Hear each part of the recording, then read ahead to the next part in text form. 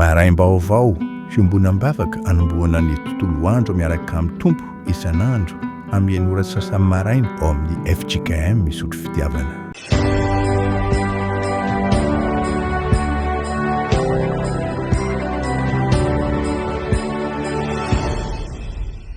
Mamangy antsika fiangonana amin'izao zoma fa 20 volana May izao anatanterantsika fanompom-pivavahana tsy toy ny manjatra noho ny fandaminana tafika masina rehefa avy eo ry havana. Ny salamo 320 andininy voalohany hatramin'ny 7 iombonantsika amin'ny fiderana mitsangana hanome voninahitra ny tompo isika.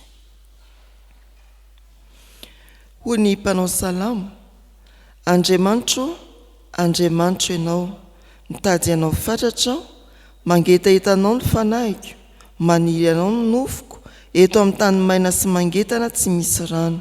Toy izany nijereko anao tao amin'ny fitoerana masina, ahitako ny herinao sy ny voninahitrao, fa tsara noho ny aina ny famindramponao, ny molotro hideranao. Amen. Hivavaka isika.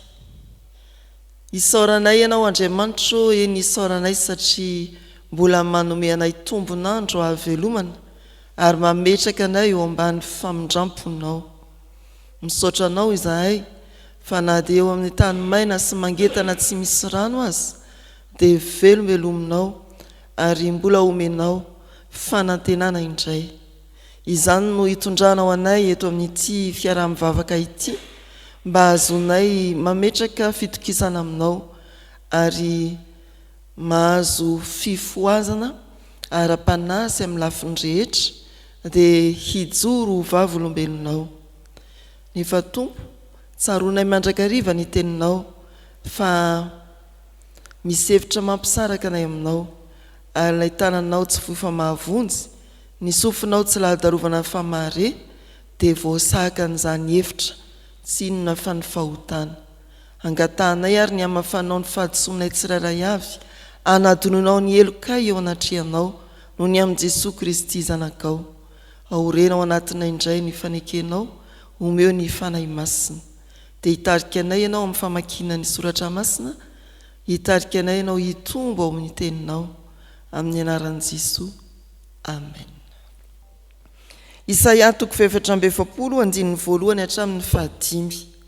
Isaia 4:7 ny andininy voalohany hatramin'ny 5.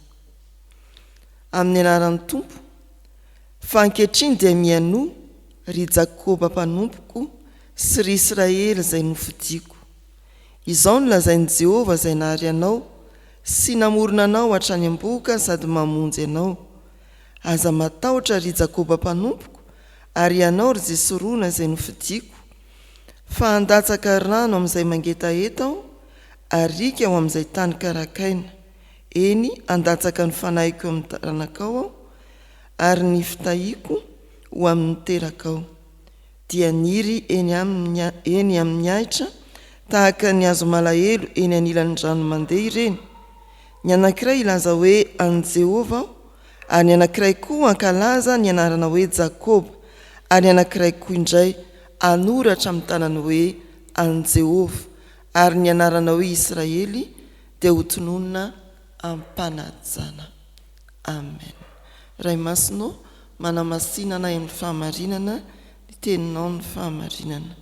Amen. Atony etahitantsika ny tompoka aniraka ny fanahy masina mba hampitombo antsika amin'ny fahalalana marina azy sy ny famonjeny. Isaia 4:7 ao anatin'ny fizarana izay mampanantena famonjeny sy fanavotana ho an'ny vahoakan'Andriamanitra izay tany ampahababoana, na ny avaratra na ny atsimo, eny ny jentilisako azy. Amariparitany amin'ny atao hoe mpanompo ny Jehovah, izay tonga hitondra famonjena. Fa nahoana moa tamin'izany vanim-potoana naminan'iny Isaia zany, ny vahoakan'Andriamanitra dia kivy any ampahababoana. Ny vahoakan'Andriamanitra dia nofatorany fahotana, fampirafesan'Andriamanitra tany ampahababoana. Ny vahoakan'Andriamanitra dia nieritreritra fa tena no adonon'Andriamanitra izy ireo. ty ampahan'ny faminaniana Isaia ty dia anambaran'Andriamanitra fa tsy miankina velively amin'ny otana ataony, amin'ny fahorian'ny vahoakany, amin'izay mety ho fanomezan-tsiny fa Andriamanitra manadino Andriamanitra ny fitiavan'Andriamanitra.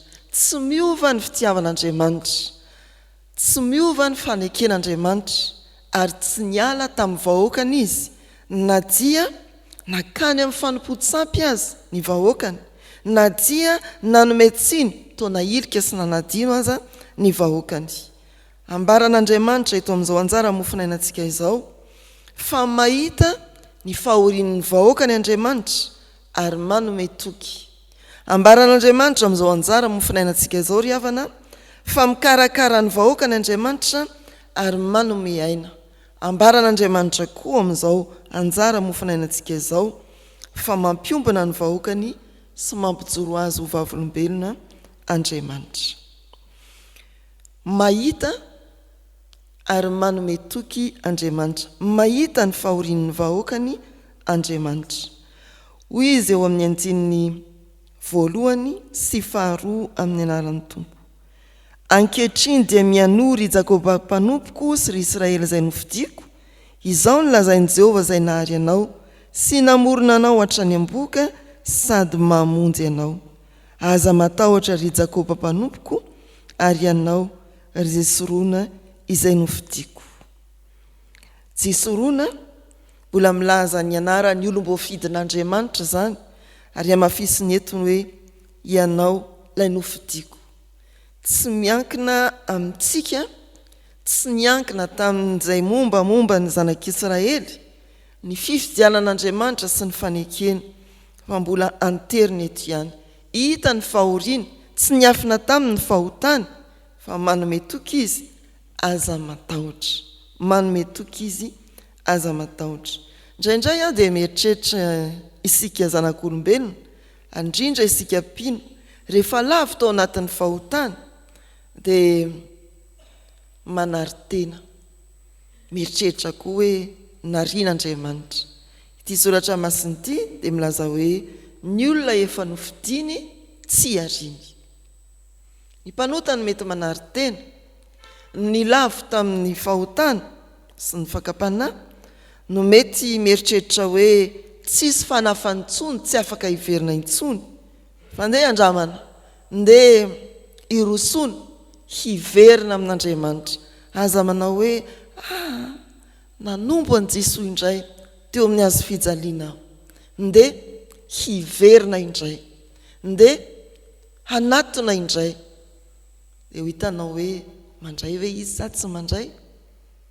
Rehefa mamaky an'izany Hebreo 9 zany mantsika dia mahita hoe Andriamanitra tsy simba tsy marina ka hanadino. Ny fitiavana nasehonareo. Teny mafy izy hoe nanombo indray an Jesoa teo amin'ny hazo fijaliana, fa rehefa avy eo toy izantsika nivaky teny Andriamanitra tsy manadino. Io ilay mbola ambara ny soratra masin'ombenimbeny, io ilay lazaina eto amin'ity andiny soratra masiny ity no hoe na dia teo aza ny fahotana, na dia eo aza ny fahakiviana, Andriamanitra lay mahita zany rehetra zany dia manome toky ka manao hoe aza matahotra. Ary satria efa midina any amin'ny fahafatesana ny fiainan'ny vahoakan'Andriamanitra araky ny fahatsapany azy, ny fahitan'Andriamanitra, dia indro Andriamanitra manolotra ny fanahy masina, mikarakara, manome aina. Eo amin'ny andininy 13 sy 14 dia hitantaratra hoe misy fahamainana, misy faharitana, tsy mamokatra intsony ny vahoakan'Andriamanitra, tsy mahavokatra intsony ny vahoakan'Andriamanitra. Andatsaka ny fanahiko amin'izay mangeta eto aho, dia izy aina vaovao, fahavokarana vaovao. Ny fitahiako amin'ny terakao, hoy ny soratra masina, aniry eny aminay eny amin'ny ahitra, tahaka ny hazo malahelo eny anilan'ny rano mandeha izy. Zany no hikarakaran'Andriamanitra ireo vahoakany efa maina, ritra amin'ny fanantenana, ritra ny finoana, ritra amin'ny fitiavana. ry havana malala ao amin'ny tompo mety betsaka ny endriky ny hoe faharitana eo amin'ny fiainanao, eo amin'ny fiainan'ny fiarahamonina, eo amin'ny fiainany ankonantsika.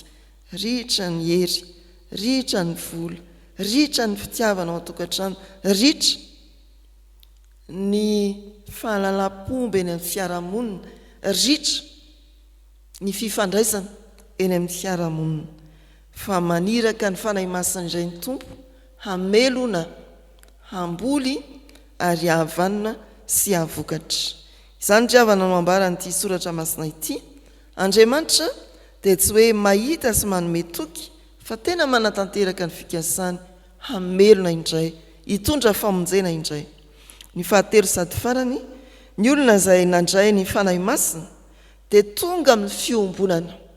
Mahafinaritra ny sary asehon'izany andininy fahadimy manao hoe amin'ny anaran'ny tompo, ny anankiray ilaza hoe an' Jehova, ny anankiray koa ankalaza ny anarana hoe Jakoba, ary ny anankiray indray anoratra amin'ny tanana hoe an' Jehova.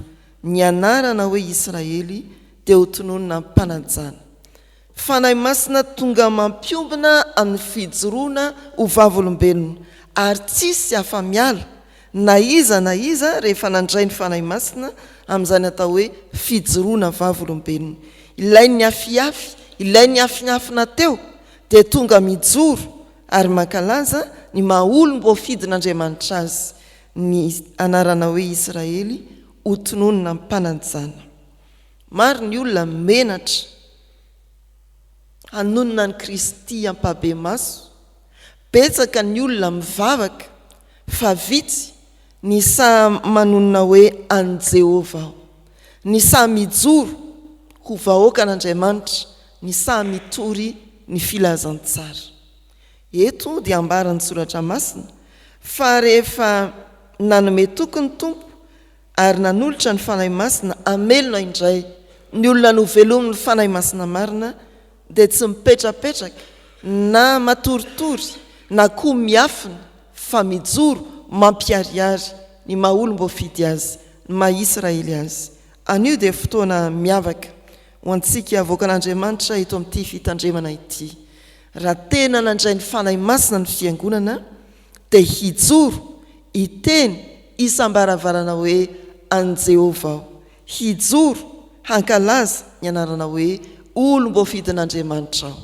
Izany ry havana no lesona lehibe ho antsika, ary afatra manandanja ampitain'ny soratra masina amintsika tamin'ity anio ity.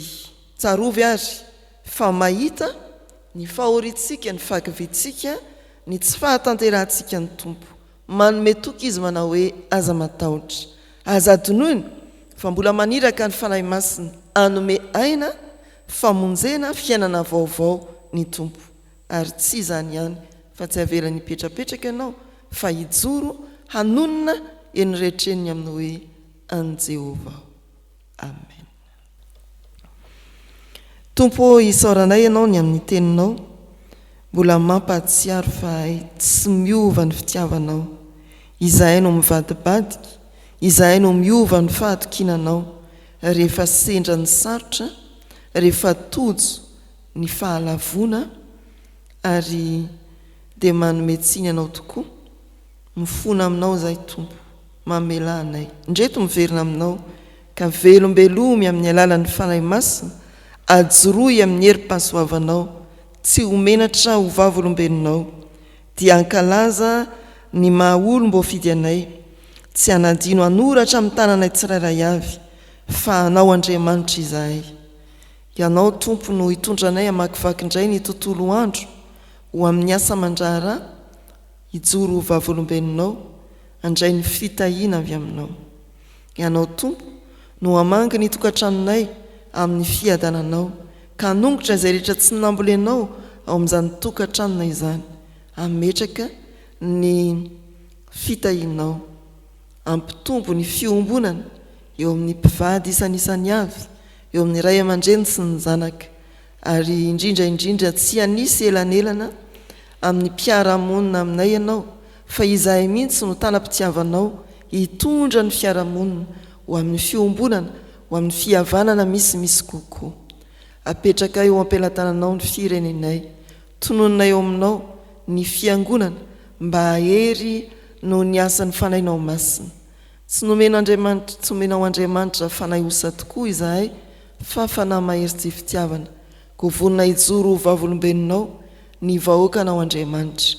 Hialoava ny fitetezam-baravarana amin'izao tontolo andro izao mitony amin'ny rampitso, ny asa rehetra izay hanonana ny anaranao any amin'ny isa-tokantrano, dia hanokatra ny fon'olona maro mba handray anao, ahitany fifaliana avy amin'ny famonjenao Jesosy Kristy maty sy nitsangana tamin'ny maty. Ho tsaronao ny zanaky ny fiangonana ampielezana ary enganery tompo, ho tsara omana izy amin'izay fotoana miavaka efa nanomanana azy amin'ny famanginy isa-tokantrano koa tao anatin'ny volana May madiva ho tapitra izao sy ny volana Jona mbola hiazakazahana amin'izany. Jesosy Kristy o, betsaka ny fikasana ao anatinay, fohy anefa ny fisainanay, ary tsy ho efanay ireny raha tsy ianao no manampy anay, dia ampio izay mba hatanteraka ireny fikasana ireny ho vonina hitrao. Mamanginy sampana fifoazana, tsy hitaredretra fa hajoro, jereo ny tanora kristianina zandrina amin'izay anjara fanompony tompo eto amin'ny fiangonana, ary ajoroa io vavolombelonao mihoatra no ny sasany ny vondrona fototra lahiky. Rainay izay ny an-danitra, ho amasinina ane ny anaranao, ho tonga anay ny fanjakanao, atao anay ny sitraponao ety an-tany ho taky ny an-danitra. Meo anay ny unianina sahaza ao anay, ary mamela ny elokay tahaky namelanay izay meloka taminay. Aza mitondra anay amin'ny fakapanahy, manafahanay amin'ny ratsy, anao ny fanjakana sy ny hery, ary ny voninahitra mandrakizay. Amen. Raisa mifankasitrana ary ny tsodrano atolotra amin'ny anaran'ny tompo. Andatsaka rano amin'izay mangeta etao, arika aho amin'izay tany karakaina. Eny andatsaka ny fanahiko amin'ny taranakao aho, ary ny fitahiako ho amin'ny terakao. Mandiana amin'ny fifalian'ny tompontsika. Amen.